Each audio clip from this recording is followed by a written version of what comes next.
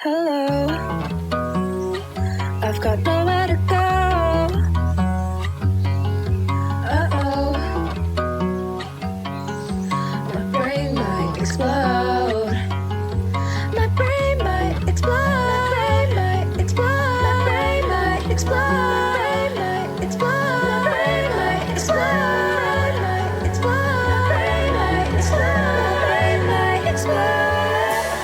Moving all the way across the country and trying to stay afloat in these times while also keeping up with all my music stuff has been a bit stressful, to say the least, but I've been living in LA for almost 6 months now, and I'm having the time of my life for sure.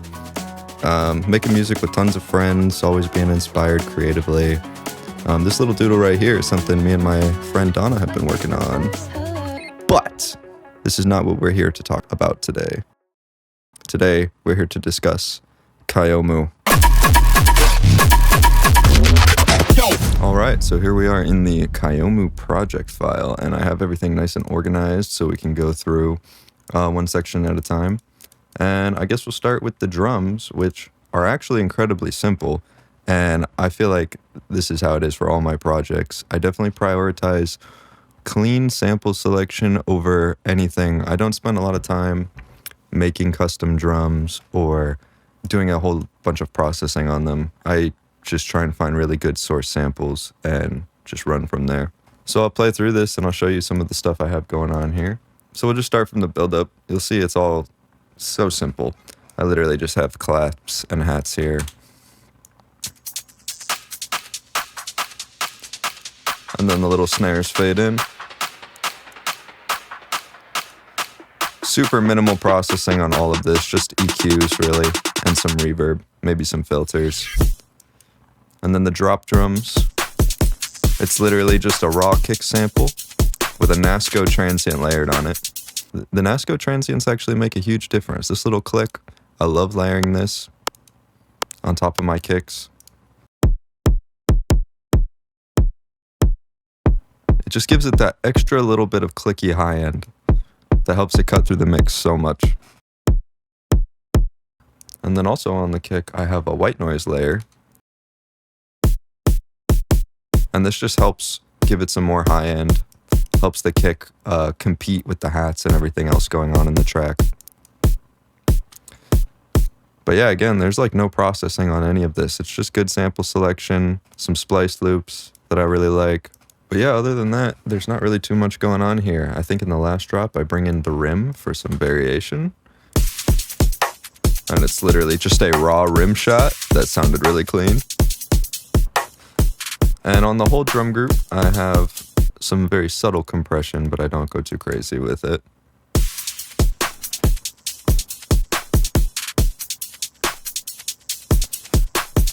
And then when it comes to mixing the song down, I usually use my drums as the reference. So I'll get all my drums mixed and compressed and then make sure it's hitting where I want it to hit, which is okay if it goes a little bit in the red. Sometimes I even like to clip my snares on purpose.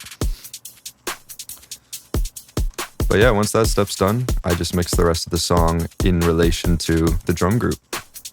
But yeah, that's pretty much all that's going on with the drums. So now we can take a look at the next group, which is Atmospheres. And again, nothing fancy happening here, just super simple samples with EQs on them. And I think this is the fanciest one with a tape stop on it. This is just a really nice pad playing the MIDI from the main melody of the track.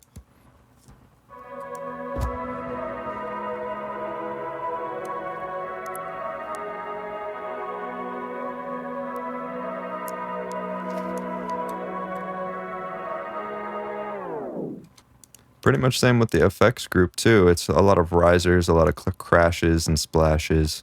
But again, not a whole lot of processing outside of just EQing everything, making everything clean, leveling everything.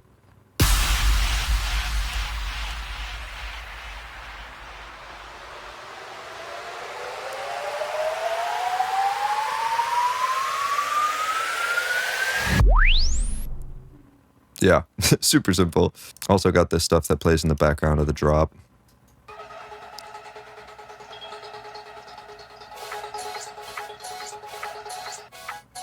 now onto the synths. This is probably my favorite part of the whole track because the intro leads are really cool. It's just these Serum 2 patches, which I can unfreeze to show real quick.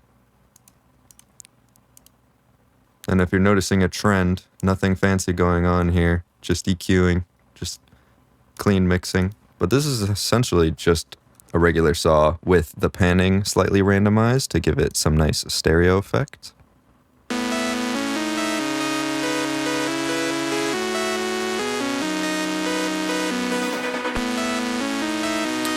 And I went ahead and did that same random pan stereo effect to a few more layers, and then I just let them all kind of play together and interact, and it gives the chords a really cool texture, the way the saws are like phasing with each other, and sometimes the high notes are hitting on the left side of the speakers or on the right side. It just makes it a lot more interesting without having to do a whole lot of extra work. We also have this layer.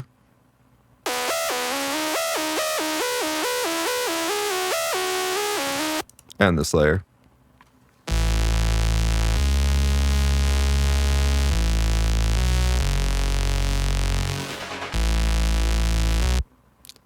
Yeah, and altogether it just sounds awesome.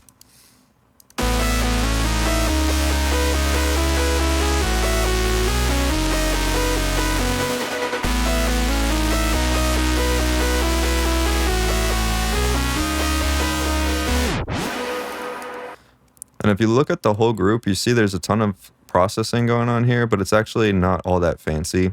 None of this processing is really changing the source sounds all that much.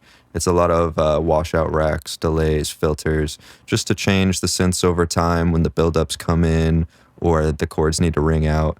And you can hear that at the end of each of these 4-bar loops here, the washout rack.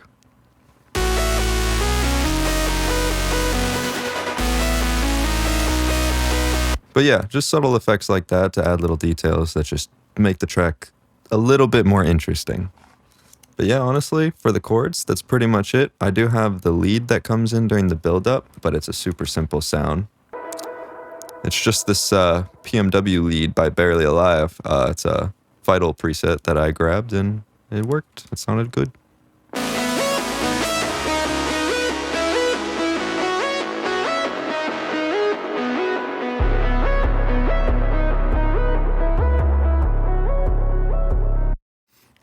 And just for fun, the Atmos effects and synths all soloed together, playing the breakdown with no drums, just sounds super angelic, and I wanted to show this. And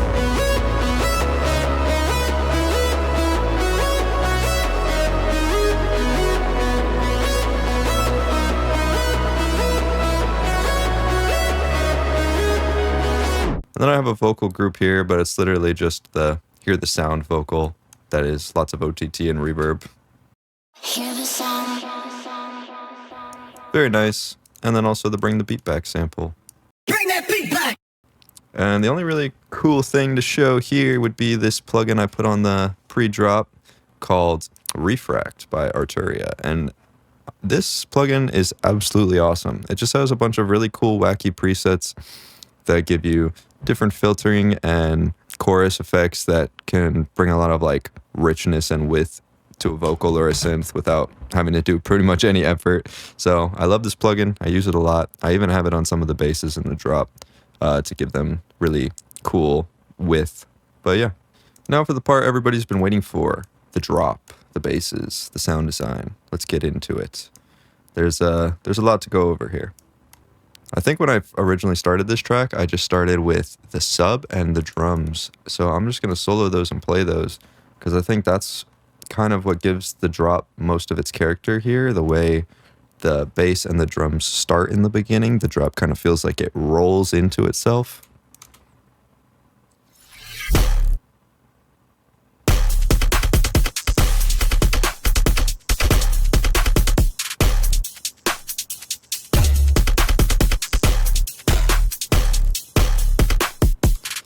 So yeah, that's the flow with just the drums and the sub, and it's kind of weird, but I was trying to go for something very different. It's literally just this gunshot sub sample by I think this is from an E-Craze sample pack, if I'm not mistaken. And I like using it because it has that very rubbery dispersory transient. It's a nice subsample that I use a lot.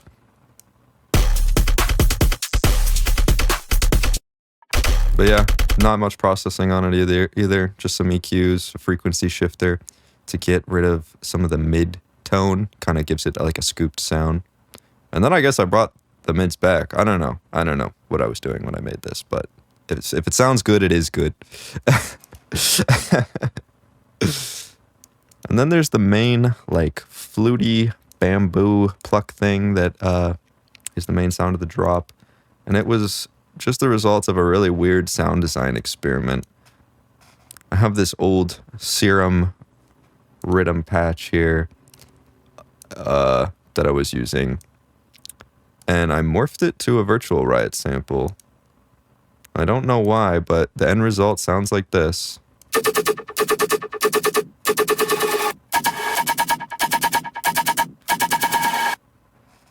And to show what the morph is doing here, if I go ahead and open morph and move it around, you'll hear like the Virtual Riot bass come in a little bit.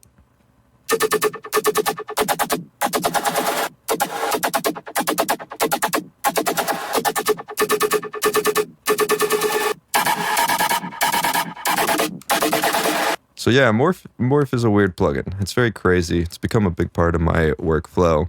If you don't really understand what's happening here, essentially it's just a fancy vocoder, and I'm vocoding the Virtual Riot sample and this Serum patch together, and then I can kind of just use Morph to scan through and get bits of tonality and texture from both samples that I like and find a balance that kind of results in a new sound. Yeah. I don't even remember where I had it. I think I had it somewhere around here. Yeah, that sounds about right. But yeah, this sounds pretty simple. But yeah, other than the morph, I just have the frequency shifter, which is doing a whole lot of automating so that I can get the different tones and notes out of the space.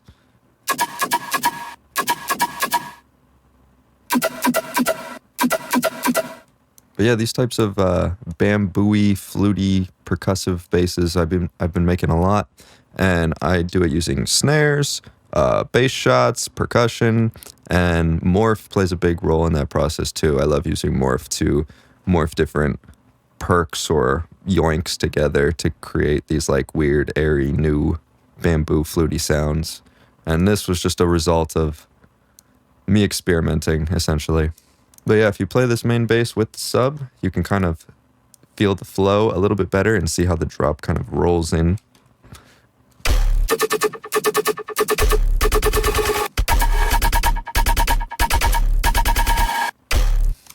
And then yeah, in the B section here, we probably have the most complex sound of the whole project, which is this weird, robotic, talky bass.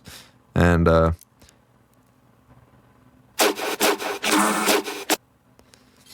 unfortunately, I do not have the original track anymore. I just have the frozen bounce, but I can still show you how it was made.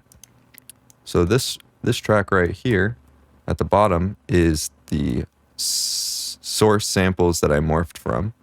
You see it's some Virtual Riot yoinks and some bunda loops.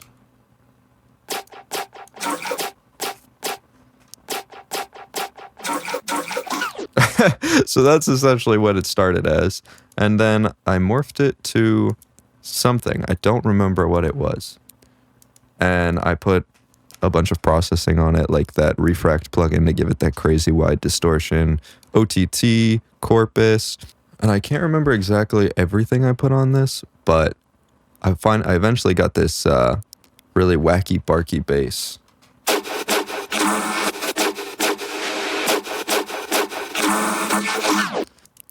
And you can hear when I had it soloed and played out of context that it sounds very weird, messy, stretched. I ended up taking the resample and chopping it up to clean it up and have a little bit tighter of a flow. And in full context, it sounds really nice.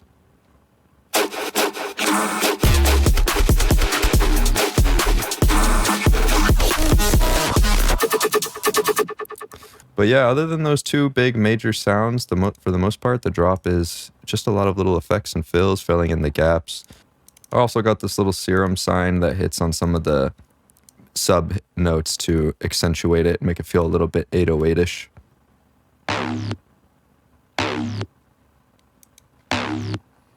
And when you play that in context with the sub, it makes a little bit more sense.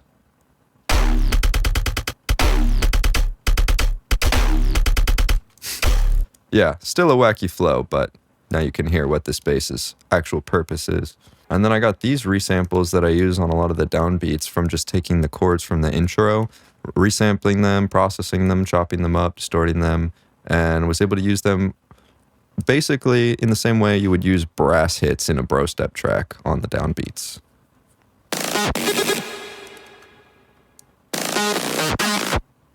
Yeah, those sounds are pretty sweet. The last drop's where a lot of the fancy stuff happens. This drop was kind of just a flex drop to go stupid with. And there's a ton of little fills and Reeses in here. This Reese here is actually super simple. It's literally just two saws detuned from each other, distorted with overdrive distortion. I absolutely love overdrive. And then notching out the mids. This is pretty much my secret sauce right here for getting really punchy scooped basses. And I also love to do it on Reeses because once I have this notch here, it really helps me control the timbre of the Reese.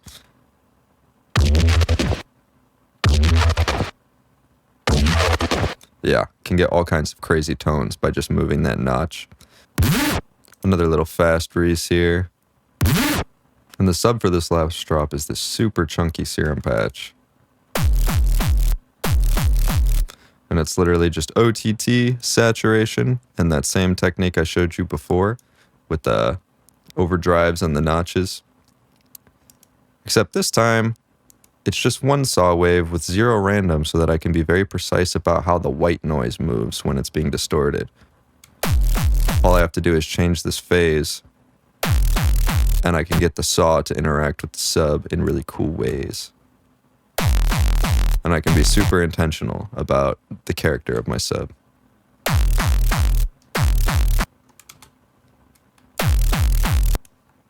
And then in the second half, I have some melodic elements that come in, which are these like color bassy yoinks that are just virtual riot basses being morphed to a trancey synth, I think. Yep. And then those layered with the sub and the really tonal bamboo sound are so cool.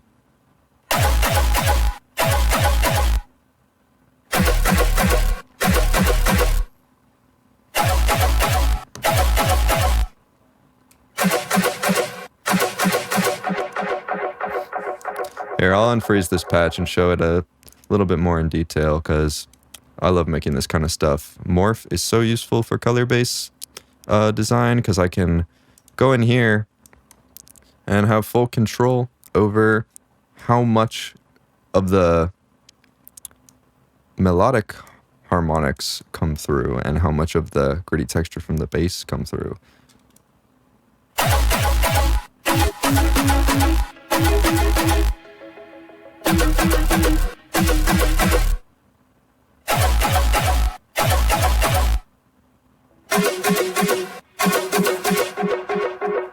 Yeah, very cool. Gives you a lot of control and helps for stuff like this where you're trying to start atonal and slowly have it become more and more melodic over time.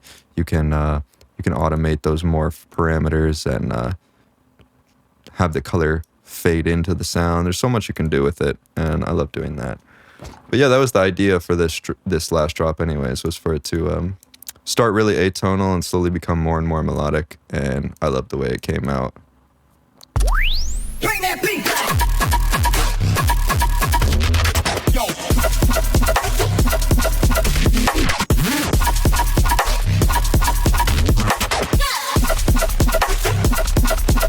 Bring that. Okay.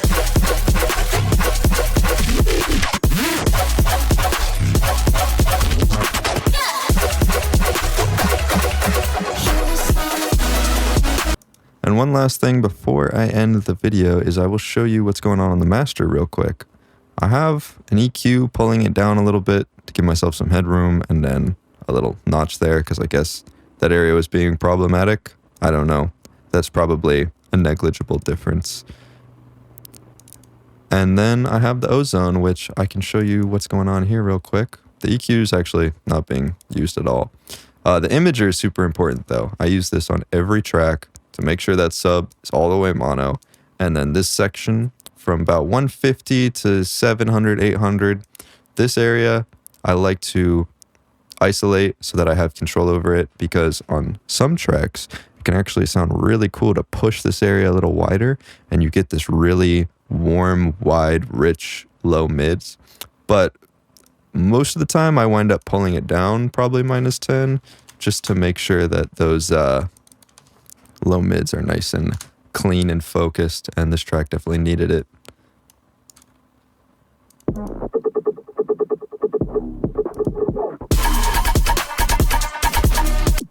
And then in the dynamics tab, I have some very slight compression going on.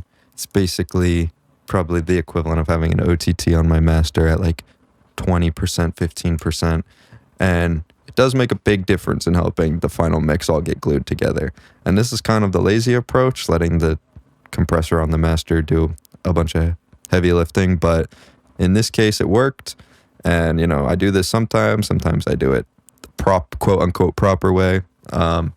Ultimately, it doesn't matter as long as the final result is super clean. And then the loudest part of my drops, I always like to pay attention to the low mids again. And I'm hitting about -3 at the most. So it's actually not that much compression. It's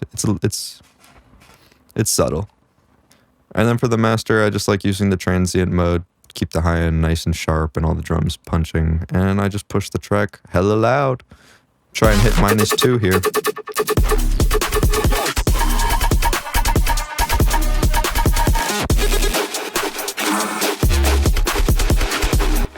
So yeah, that's pretty much it for KYOMU. Hope you were able to take away a lot of little details and information from this video that will inspire you to make awesome stuff for yourself, because that is my ultimate goal with my music. And I will definitely be trying to be more consistent with project breakdowns for the tracks that I'm releasing moving forward. But yeah, anyways, I'll catch you all next time. See you in the next video.